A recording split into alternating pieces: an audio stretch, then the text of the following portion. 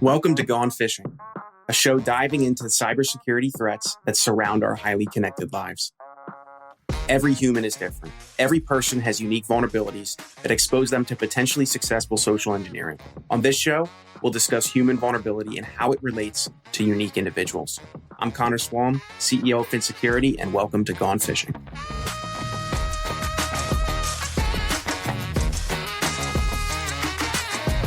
Hey everyone, welcome back to another episode of Gone Fishing. I'm your host, Connor, the CEO at Fin, and today I am joined by Nick Wolf, the Director of Partner Acquisitions at Evo Security.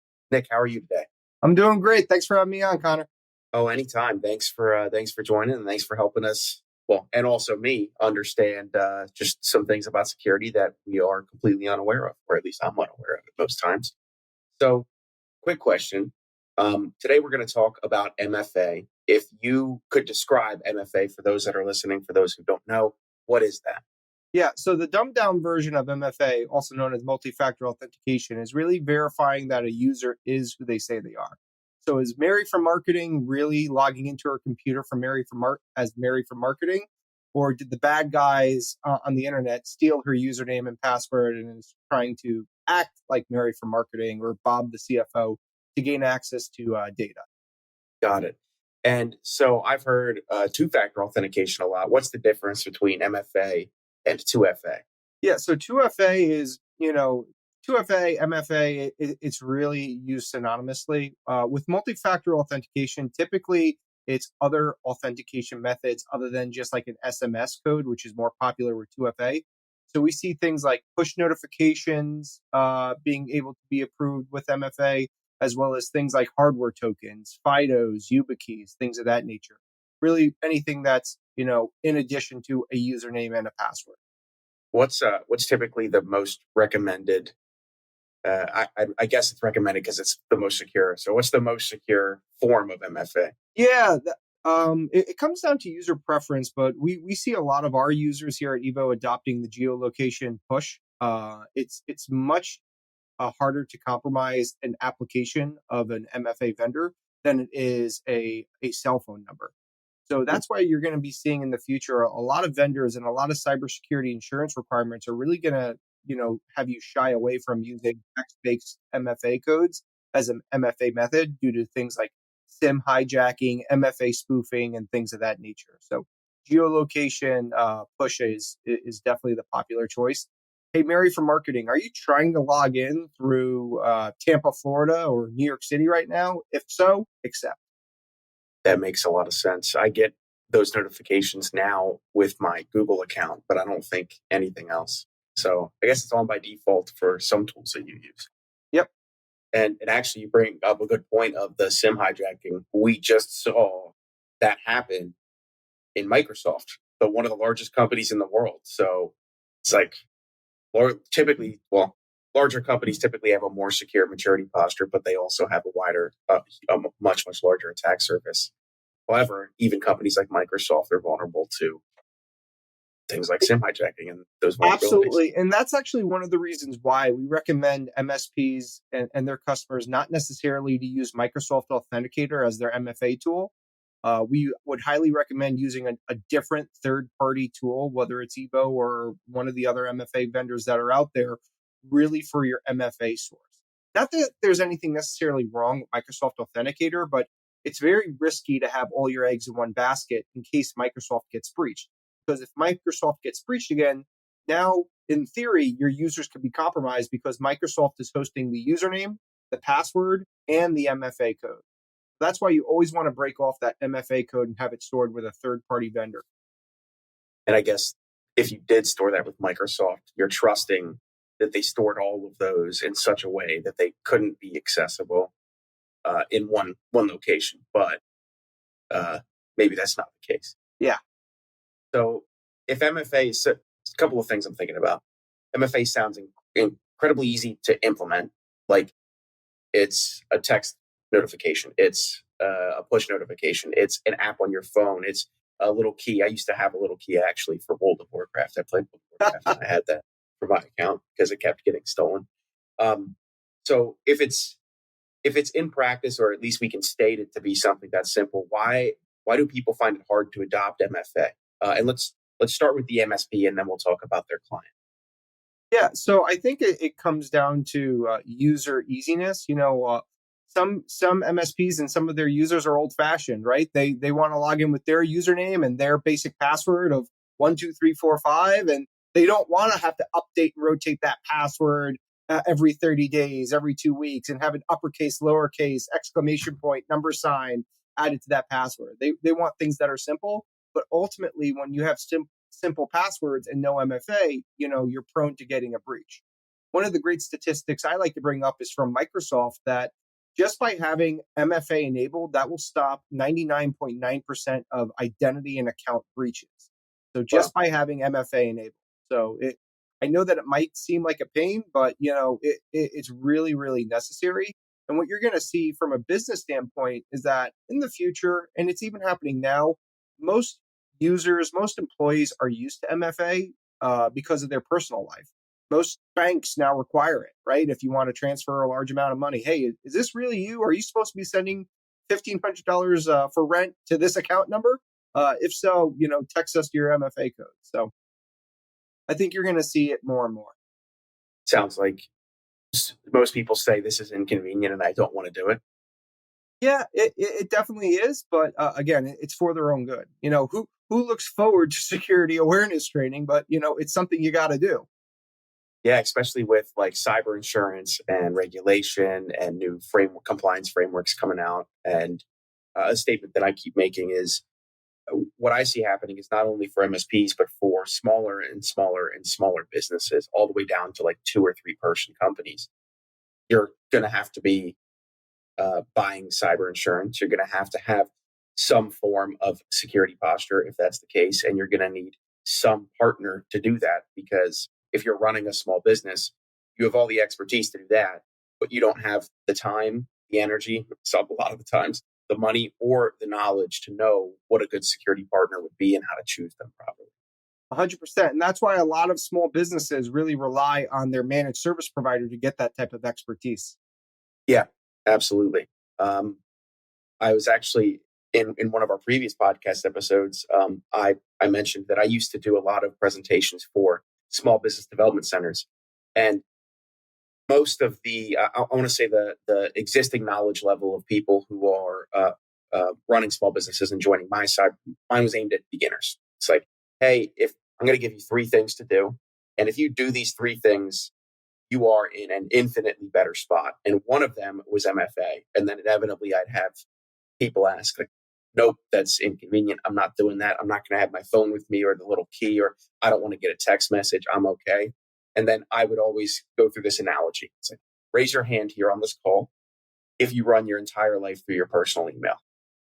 And then more than half of the room raising their hand in the Zoom chat. I'm like, great. Okay. How many of you, I was like, actually, don't even tell me because I really don't want to know. How many of you don't have MFA on that, where you have to get a text or you have to click yes on the authenticator? How many of you? I know it's more than half, just has to be.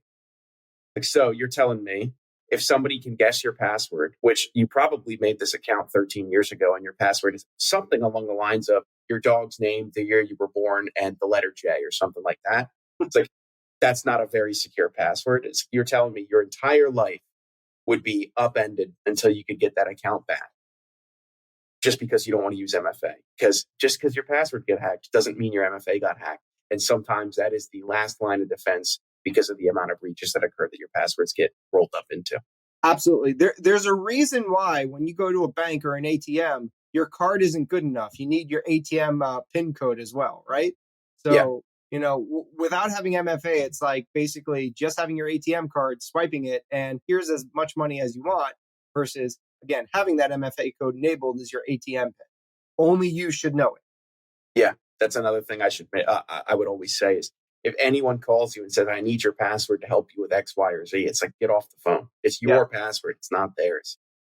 Absolutely.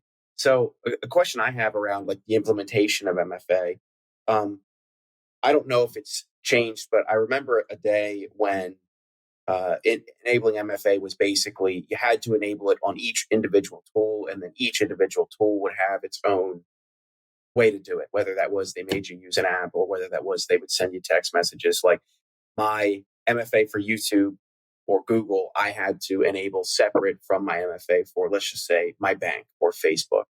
Is there like a unified solution? Maybe that's what you had mentioned in So, MFA managers, yeah, where so you can just it go one depends place. on the MFA vendor that you're working with. Some MFA vendors, they do consolidation and single sign-on.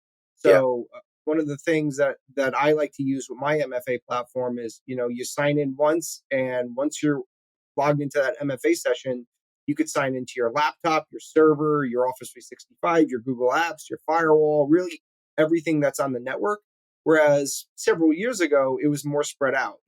This application was doing it via text. This application was doing it via this app. This application was doing it via that app. So yeah, I know that a lot of SMBs as well as their MSPs are looking to standardize. So definitely pick an MFA vendor that offers that sort of consolidation. That makes a lot of sense. That also sounds like it kind of cuts through the this is inconvenient argument that a lot of people would have. Yep. So when MSPs are trying to roll this out, what advice would you give to them if their clients coming to them and saying, we're not doing this, other than get rid of that client? How would you suggest that MSP work with that person? Yeah, so a lot of MSPs are now making MFA really a part of their standard cybersecurity stack. So, hey, if you're going to be my customer, you're doing cybersecurity awareness training. You're installing EDR, XDR, antivirus. You're using some sort of email security, email phishing product. You're using MFA. You're using this core stack. And if you're not using this stack, then you're not a customer of mine. So, really making MFA mandatory is going to save the MSP in the long run. It's also going to help the end user qualify for things like cybersecurity insurance. And it's really important that when you're turning on MFA, you really need to be turning it on for all users for everything that's on the network. Just don't turn it on for Bob the CEO logging into his laptop. Turn it on for everybody, whether it's Bob the CEO or Mike the janitor. And don't just do it for one application, do it for everything. Do it for the servers, the workstations, the web applications, as well as the firewalls. Otherwise, your cybersecurity insurance claims are likely to get denied. I was reading the article the other day. It was by Travelers Insurance. They actually denied a cybersecurity insurance claim because the end user, they filled out that they were using MFA, which they were. They had MFA enabled on the firewalls. However, the attack happened on the servers and there was no MFA on the server. So the bad guys, they got the username and the password of the server. They were able to extract all that data, install ransomware, and it was not a good time. And the insurance claim got denied. So Yeah. turn on MFA, turn it on for all users in all places. All users, all places, all the time. Yeah, that brings me to a good friend of mine is a guy by the name of Wes Spencer. We talk about cyber insurance a lot, and maybe he brought up the exact same story, but I do remember him talking specifically about a thing called, I believe it was carve out, and it was basically like, if you do any of these things, there's like no shot we're going to pay out your policy. I don't, are you all at Evo dealing with any cyber insurance stuff right now? Do you have any guidance for any of your MSP partners? Anything you'd like to share there? So just by, again, having MFA enabled will definitely help you out with your cybersecurity insurance policy, as well as help you meet CIS controls. Yeah, So yeah, we're more than happy to help, but we are not a cybersecurity insurance vendor. We're yeah, an IAM vendor, but we're happy to add our expertise wherever we can in those conversations. awesome. For those of you listening, CIS is the Center for Internet Security. It is a cybersecurity framework that's like self attested. It's like basically it's rules that you can decide to implement and measure up to, and it's best practice according to a lot of people. I've mentioned it a bunch of times on separate episodes of the podcast for sure. And for those of you who are listening, we have some previous episodes with Wes Spencer where we go over there's 5 main things required by cyber insurance policy today. One of them is MFA. Then it's like immutable backups, EDR, managed AV, and then awareness training. It's like those 5 things are required by all cyber insurance policies that most people see to this day. So MFA is one of them. There's a reason. It's like these aren't just pulled out of a hat. Well, they might have been initially, but actually it looks like they're... Well, it goes back to the statistic, right? 99.9% of attacks will be blocked just by having MFA turned on per Microsoft. Yeah, that's absolutely right. A lot of cybersecurity attacks and the resulting breaches are just crimes of opportunity. A statement I made on one of our last podcast episodes is be the second slowest person when you're running from a bear. That's it. Somebody else is going to be slower. Congrats. It's like you made it through the filter. You're fine for now. So for folks that are listening, what's one last piece of advice you'd like to leave them, whether that's in having that conversation with their client, in beginning to implement MFA, or places, even resources they can use to learn a little bit more? What would you suggest to folks that are listening? Yeah, definitely. So my last bit of advice is make sure you're setting a complex password, because your password is your first line of defense. Make sure you're having MFA installed as your second line of defense. If someone calls you and is trying to offer you support over the phone, but they need your username, they need your password, they need your MFA code, do not give it to them. Nobody's ever going to ask for it. The only place that you should be inputting your MFA code is, again, on the actual website that you and only you are trying to access. Do not share your credentials at all. Thank you for that piece of advice, and thank you so much for joining me, Nick. We didn't even get time to talk about privileged access management, or PAM. Would you like to come back on another episode of the podcast and talk about that? Sure, please have me on. Awesome. Well, Nick, thank you so much for joining me. Once again, to everyone listening, I'm Connor, host of the Gone Fishing Podcast, and you've been listening with us for just a little bit. Thanks for joining. Bye. Thank you. Thanks so much for tuning in to Gone Fishing. If you want to find out more about high-quality security awareness training campaigns, how to launch them in ways that actually engage employees to change their habits, then check us out, FinSecurity, at finsec.io. That's PHINSEC.io. Or click all of the wonderful links in our show notes. Thanks for fishing with me today, and we'll see you next time.